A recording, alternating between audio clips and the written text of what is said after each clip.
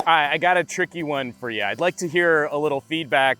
Our phone camera comparisons are difficult under the best of situations, like making sure all of the variables are as close as they possibly can. Conversation between a phone like the Xiaomi 15 Ultra and the Vivo X200 Ultra, really difficult because of a few minor changes in each company's strategy. Now, in general, I think we're used to a lot of our phone cameras getting really wide. The main cameras on most of our phones now pushing out to like 23 millimeter equivalents for that field of view. That's really wide. And our image sensors keep getting bigger and bigger. So we don't want to put a longer focal length on those big sensors because it means we're going to have to put even more lens sticking out the back of our phone. But that's where Vivo's strategy this year is really interesting. That's kind of what they've done. They've stepped down from the absolute biggest camera sensor for their main camera, but they're still using a really big sensor, but they've extended that equivalent focal length out to 35 millimeters. Now, you should know, that makes this conversation really tricky. I can't just line up both of these on the same subject at the same distance, take one photo, another photo, and say, which one takes the better pictures? That's a really hack way to compare these cameras. But I did have an idea.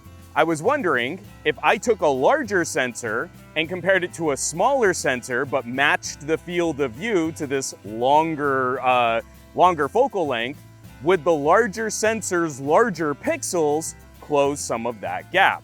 And when I compare raw files, what we're talking about is roughly a 1.5x times zoom on the Xiaomi 15 Ultra gets us pretty close to the field of view of the native 35 millimeter equivalent Vivo X200 Ultra.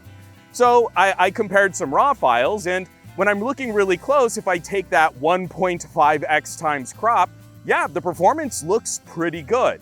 I think the native performance of the Vivo X200 Ultra looks better. I don't think anyone's gonna say that that's like a radical or a controversial statement, native performance versus a crop. Yeah, the Vivo's got an advantage there. But the Xiaomi 15 Ultra can get pretty close. It can close that gap against Vivo's native equivalent focal length. And especially once you start getting into deep pixel peeping, I still think the pattern, the grain, the sensor noise, there's some slight, very subtle, barely noticeable, barely tangible advantages to using this larger sensor.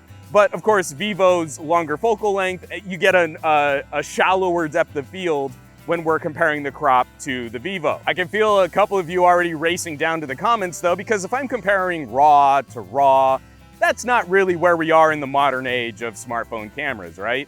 The computational styles of photography are significant. Those little software differences are not so little anymore. Big changes happen, and there's so much AI processing happening now.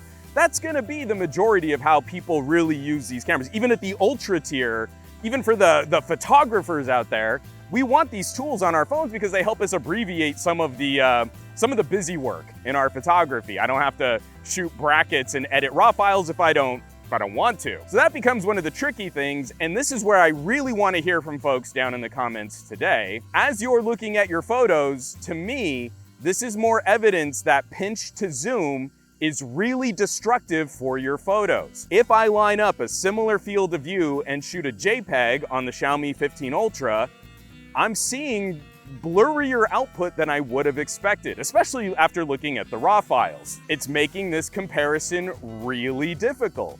I wouldn't have expected a 1.5 times zoom on the 15 Ultra to degrade the final JPEG image quality as much as I'm seeing. So if I'm lining these two up, the native resolution on the Vivo definitely coming out victorious. But that's where I think these companies, these manufacturers are doing something really interesting. If we look at our camera apps now, we're not just seeing the 3 or 4 camera sensors on the back. We're starting to see the in-between crops. The companies have enough faith at certain crops to say, this is basically a lossless zoom. So if I go from a 1.5 times crop to a 2 times crop, the image quality looks better. And this is really difficult even just to compare Xiaomi photo to Xiaomi photo, because again, I'm changing the field of view. A lot of this changes things like exposure and saturation processing, white balance. Anytime we change the field of view, it changes the final recipe of the JPEG that's created. But when I'm just looking at clarity and I'm looking at AI sharpening and structure and all the filtering that goes into our photos, 2x zoom looks better than 1.5x zoom. And something similar kind of happens on the Vivo too, although I think Vivo has slightly sharper AI processing algorithms. But again, if I go to a perfect 2x crop, I think it looks better than a 1.5x crop. And this is where I really feel we've kind of taught people how to get the worst out of their phone cameras. Instead of just hitting the buttons at specific zoom levels, we're telling them, oh, you pinch to zoom. Just like when you're looking at a photo, you pinch to zoom in on details. That's how you should compose your photo. But if you're not perfectly on these specific ratios or these specific crops, then I think the image degrades significantly faster. Oh, hey there, it's Juan from the future. I posted this video in early access on my Patreon a little while ago and got some really interesting comments from a trio of patrons. Their conversation brought up some great points on in-sensor zoom or lossless crop zoom, whatever we're calling sensor cropping for zoom these days. It inspired me to take a second look at a few of my samples. Now, I really hate staging comparison videos, especially these days where our phone cameras have a ton of different modes and settings for processing that final image. It's difficult to compare two images from the same camera in different modes, let alone compare two different phones with a bunch of different modes and operations. Taking the Xiaomi as an example, between auto, manual, and fast shot, there do seem to be different decisions being made, not only for exposure, but also for structure and sharpening. My RAW files looked pretty good. So if we cropped the Xiaomi RAW to the field of view of the Vivo RAW, I think the Xiaomi stayed pretty close. The auto mode JPEG looked a little softer at 35 millimeters than it did at 50 millimeters, but staging the test again and looking at auto and fast shot, the finished 35 millimeter from fast shot looked nice and crisp. I think Vivo has a slight edge on Xiaomi this year for AI processing. As an example, at the extreme end of both phones' zoom, Xiaomi isn't able to make up detail as well as Vivo. So this might be an advantage for Vivo at other focal lengths, but 35 millimeter is the native equivalent focal length for the Vivo and where the X200 Ultra is at its strongest. But a larger sensor on the Xiaomi, larger pixels, that can help us close the gap on Vivo's superior sharpening and processing. Okay, and the other thing that might be messing up some of my original assessment could be operator error, or at least just operator inconsistency. I'm talking about focus. I always tap to focus on a specific part of my subject unless I see clear indication that the phone is locked on a face or an eye. Well, with my stuffed dog, I focus for this left eye and I look for a specific stitch to judge clarity in my sample shots. With the dog's face at a slight angle, a whole series of shots from the Xiaomi consistently back focused. I tapped here and the plane of focus is ever so slightly behind the area I tapped on. In another series of sample images, the phone did not back focus and the target I was aiming for was sharper. In these samples, the 1.5 times crop,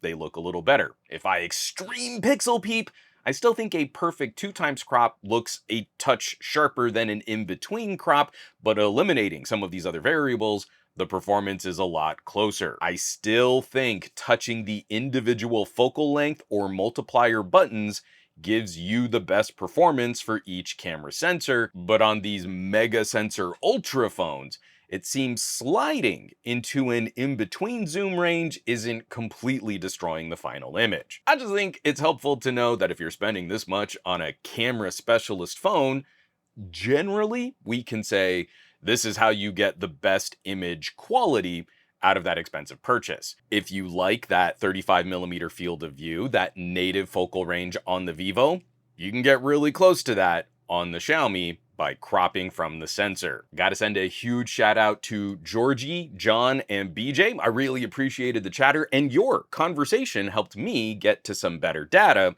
to share in this revised video. I genuinely haven't captured enough images with the scientific rigor that I would want to come to some kind of conclusion, but that's where I want to hear from you. In your experiences, as you've been playing around with mid-ranger cameras, premium tier cameras, or the most expensive ultra tier solutions, have you noticed any trends in how these final images come out? I've noticed that there are times I really feel like, hey, this phone should have nailed this shot, but I look at the final image and it's kind of blurry or it's kind of splotchy, and then I have to go into those settings and figure out what can I do to adjust to get clarity or to get a frozen movement on an action photo, something that I think really makes that shot look better, look more interesting.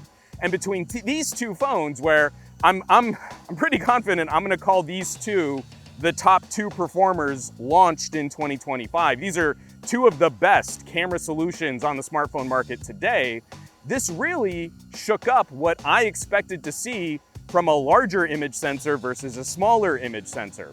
I was expecting this gap to close a lot better, especially with all the software that goes into finishing off our JPEGs. So, drop me some of them hot takes down below this video. I'd like to get a bit more data on what other people are experiencing. Do you stick to just the buttons, or are you trying to find your exact framing with pinch to zoom and sliding around that zoom ratio? Do you notice any differences in your photos? We like getting pretty nerdcore, right? We like digging in really deep and trying to figure out what's really going on when we're using our technology. And the folks who get to see the results of my testing and comparisons, my camera deep dives, those folks get to see all that stuff first on my Patreon.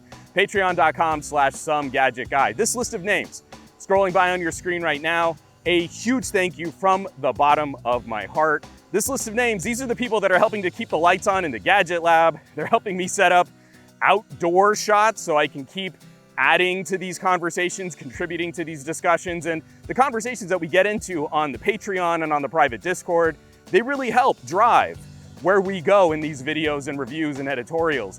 This video you're watching right now came from someone asking about what these differences might look like in real world applications. And when I went out to test it, I had expectations and my expectations were not proven true.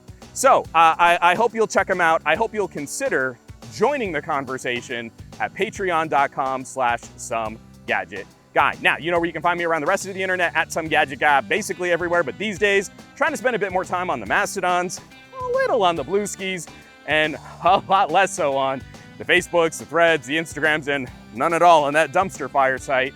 And I will catch you all on the next video.